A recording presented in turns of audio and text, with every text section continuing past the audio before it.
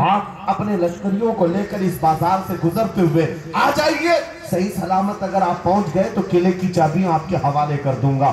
توجہ، خالد بن ولید نے کہا منظور ہے، یہ شرط میں اتفاق کرتا ہوں۔ واپس آئے، اپنے ساتھیوں سے کہا جنگ نہیں کرنی ہے، لیکن ایک ہی شرط انہوں نے رکھا ہے، 3 دن کے بعد اس بازار سے گزر کر ہمیں جانا ہے، لیکن کوئی نہ کوئی حربہ تو ہوگا، کوئی نہ کوئی سازش تو ہوگی، ہر چیز کے لیے تیار رہنا۔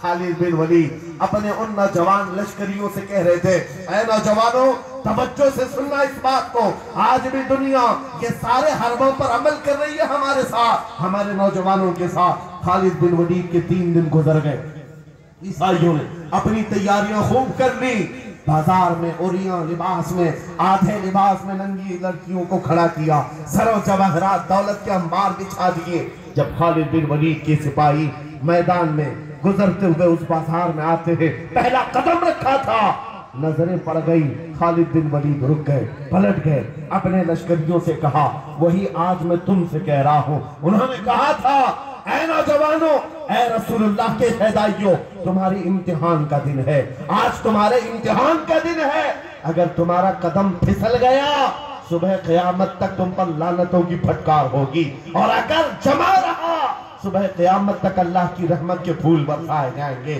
نوجوانوں نے پوچھا کرنا کیا ہے ہمیں، آج کون سے امتحان میں کامیاب ہونے کا طریقہ کیا ہے اس امتحان میں؟ خالد بن ولید نے کہا کچھ نہ کرنا، بس اپنے رسول کی سنت پر عمل کرنا۔ کہا ہم تو کرتے ہیں، یہاں کیا کرنا ہے؟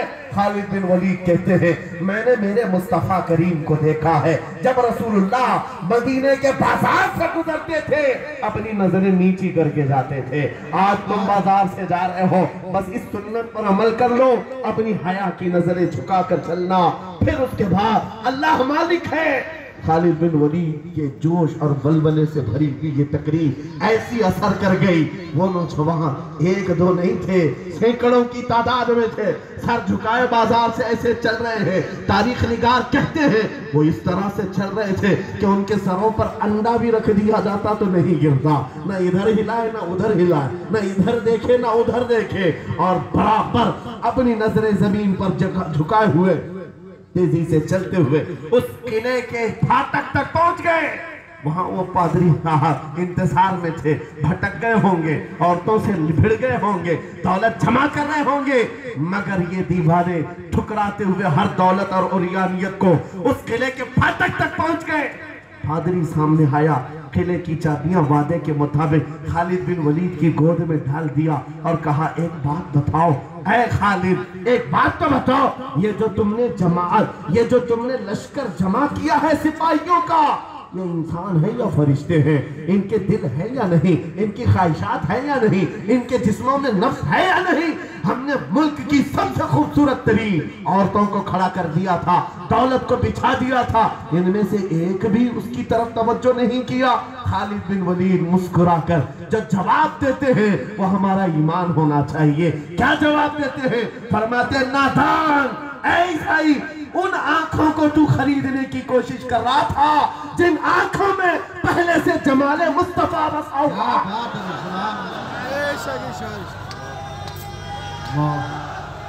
اللہ اکبر،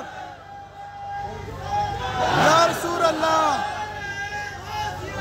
یا غوث، زندہ آباد۔ یہ جو لوگ لیٹ کے قریب ہیں ان سے گزارش ہے کہ آپ ہٹ جائیں۔ میرے عزیزوں، یہ جواب تھا، ان آنکھوں کو دنیا کا حسن کیا دھوکہ دے سکتا ہے جن آنکھوں میں پہلے سے جمال مصطفیٰ بسا ہوا۔ اور تاریخ نے بار بار یہ گمراہ کرنے کی کوششیں کی، ایک بار نہیں، 2 بار نہیں۔ قلیوبی میں ایک حکایت ہے، حضرت شہاب الدین قلیوبی نے لکھا ہے 3 بھائی ایک عیسائی بادشاہ کی قید میں آ گئے تھے، تینوں سگے بھائی تھے اور جوان بھی تھے۔ جوان زیادہ ہیں اس لیے خطاب کر رہا، اس کا مطلب یہ نہیں ہے کہ بوڑھوں کے لیے کوئی نصیحت نہیں، انسان ہے، نفس ہے تو سب کے لیے، سب کے لیے ہے۔ 3 جوان قید میں آ گئے، بادشاہ نے ان کو آفر دیا کہ میرے دین میں آ جاؤ، میں سپاہی بنا لوں گا، وزیر بنا لوں گا، مگر وہ رسول اللہ کے غلام تھے۔ میرے آقا کے شہدائی تھے.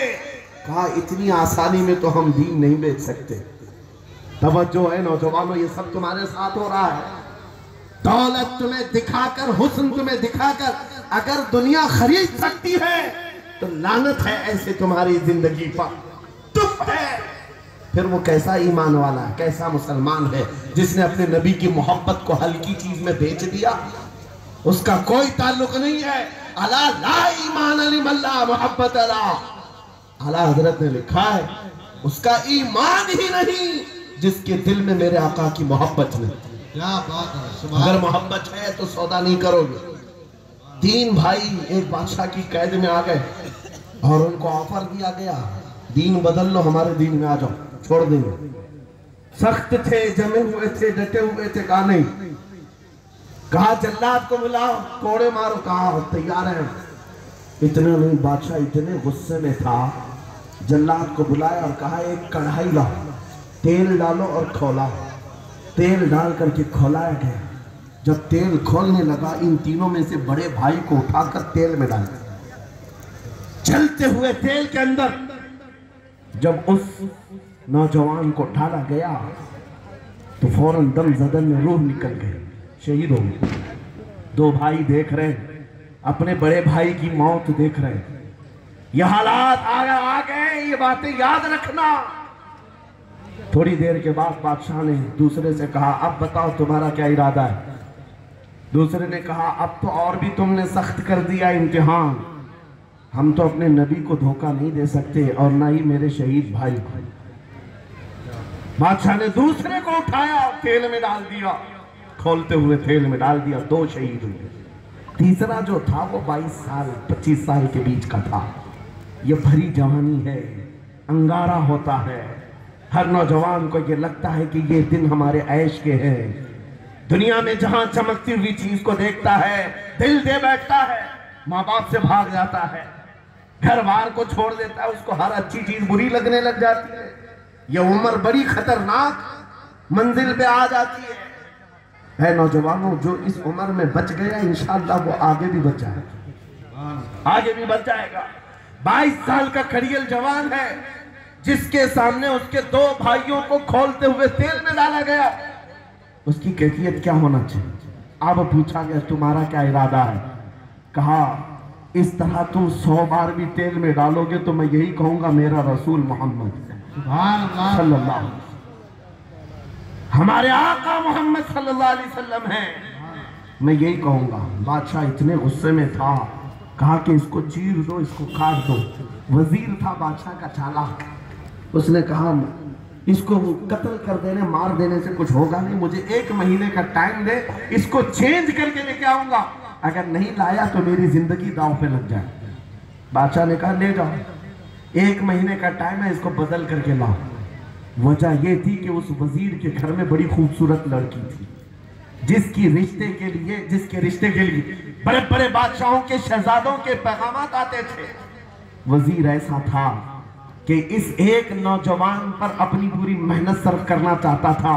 گھر لایا، کمرے میں رکھا، اچھی غذائیں دی. کہا میں تجھے مارنا نہیں چاہتا، کچھ نہیں، تو اپنی زندگی میں مست رہ. اس نوجوان نے کہا ٹھیک ہے.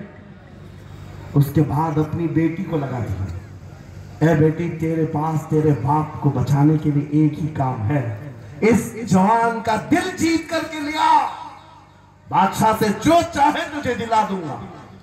اس لڑکی نے کہا یہ تو چٹکی کا کام ہے میرا. جس کے پاس حسن ہوتا ہے اسے ایسا لگتا ہے ہر کسی کو اپنے دامے فریب میں پھنسائے گی. اتنا آسان نہیں ہے، ہر کوئی لٹو نہیں ہوتا. رات کو جب یہ لڑکی آتی، نوجوان مسلح بچھاتا سجدے میں چلا جاتا، ہر وہ کھڑی رہتی بیٹھی رہتی، کھڑی ہوتی بیٹھی ہوتی. رات گزر جاتی، وہ اونگ اونگ کر چلے جاتی. کتنے دنوں میں روزانہ وہ بات تک نہیں کرتا، سر تک نہیں اٹھا، اس کا سجدہ لمبا ہی ہوتا چلا جائے. جب وہ چلی جائے سجدے سے اٹھ جائے. مہینہ گزرنے کو آیا، تنگ آ گئی. کہا اس جوان کو اے نوجوان، اے پتھر دل کے لڑکے، ذرا اٹھ کر ایک بار مجھے دیکھ تو لے. میرے حسن کو دیکھنے کے لیے بادشاہوں کے شہزادے بے چین رہتے ہیں، بڑے بڑی جگہوں سے میرے نکاح کے پیغامات آتے ہیں. मगर मेरे बाप की इज्जत की सलामती के लिए मैं तेरे साथ लगी हूं। क्या बात है, तुझे गुरूर कितना है, मुझे देखता क्यों नहीं? नौजवान ने सर उठाए बगैर कहा, बस तू अपने मकसद में कामयाब नहीं हो सकती, वापस चली जा। इसलिए कि इन आंखों में एक ही हुस्न बस रहा है, वो आमिना के लाल का हुस्न है। नारे तकबीर। बस वो एक हुस्न बसा हुआ है और उस हुस्न को धोखा नहीं दिया जा सकता। वो खातून के दिल में, उस लड़की के दिल में ऐसी हैबत तारी हो गई, ऐसी हैबत तारी हो गई, कपकपाने लग गई और खड़े होकर कहने लगी, मैं दिल से गवाही देती हूँ कि तू भी सच्चा है, तेरा दीन भी सच्चा। उठ जा, मुझे आजाद कर इस तमाम वाहियात जिंदगी से। मैं तेरे साथ आने को तैयार हूँ, तेरे दीन में भी और तेरे निकाह में भी। नौजवान खड़ा हुआ, कहा कि ये ईमान लाई है। उस खातून ने कहा, मैं तेरी बेड़ियां खोलती हूँ, मैं यहाँ से जाने का रास्ता फराहम करती हूँ। दुनिया जिसको फंसाने के चक्कर में थी, अक्सर ये देखा गया है वो खुद अपनी गर्दन मुस्तफा के कदमों में देने को तैयार। शर्त इतनी है कि मोहम्मद से वफा तूने, तो हम तेरे हैं। ये जहां चीज है कि अल्लाह कलम तेरे हैं, सब तुम्हारा हो सकता है, सब तुम्हारा होगा।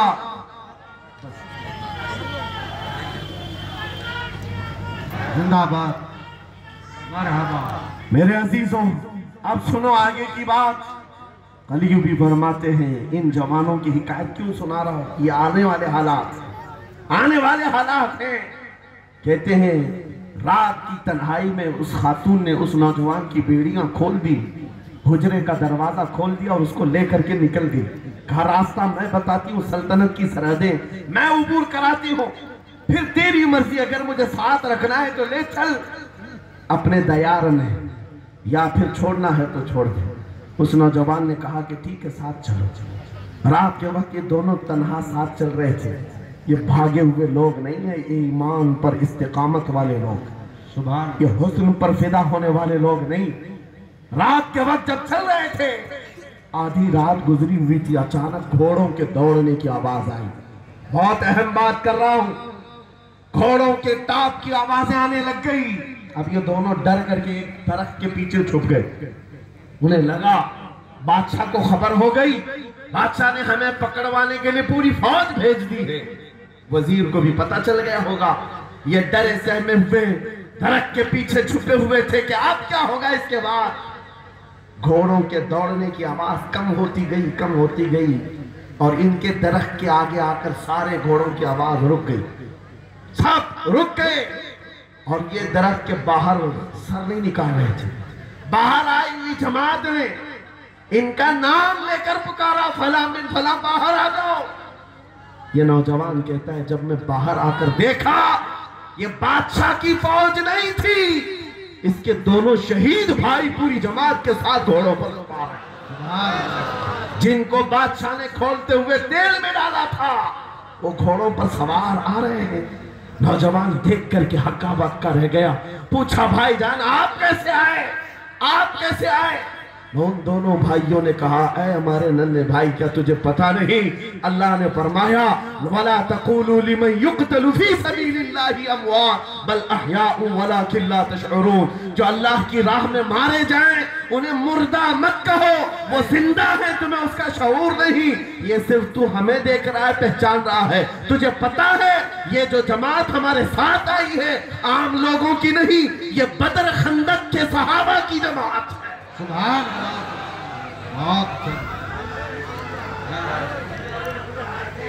मरहबा। बात सिर्फ इतनी है, अगर तुम अल्लाह के सच्चे बंदे बन जाओ, हुजूर के वफादार बन जाओ, पूरी दुनिया तुम्हारे लिए घुमा दी जाए, हालात तुम्हारे लिए बदल दिए जाएंगे। थोड़े दिनों की बात है, इसीलिए इकबाल ने कहा था, सच्ची बात है नौजवानों, मेरा पैगाम ये है, अगर सुनना है तो सिर्फ इतना है, कुफ्र दम तोड़ देगा टूटी हुई शमशीर के साथ। कुफ्र दम तोड़ देगा टूटी हुई शमशीर के साथ। घर तुम निकल आ जाओ एक बार नारे तकबीर के साथ। नारे तकबीर, नारे रिसालत, नारे गौसियत, लब्बैक या रसूल अल्लाह। लब्बैक या रसूल अल्लाह, नारे तकबीर। अब बात ये सुन करके चलो, दो मिसालें मैंने तुम्हारे सामने रखी, एक सैयदना खालिद बिन वलीद की, एक ये तीन नौजवान भाइयों की। दोनों जगह पर भी मैंने आपके सामने रखा, दुनिया ने किस जरिए से हमें खरीदने की कोशिश की। खालिद बिन वलीद के जवानों को भी दुनिया औरत और दौलत से खरीदना चाहती थी, इन तीन जवान भाइयों को भी दुनिया दौलत और औरत से खरीदना चाहती थी। आज भी वही सिचुएशन है। आज अगरचे सामने तुम्हारे सामने नहीं लाया जाता, लेकिन हर एक की मुट्ठी में इंटरनेट पहुंचा करके, गंदी तस्वीरें तुम्हारे सामने पहुंचा करके, तुम्हारे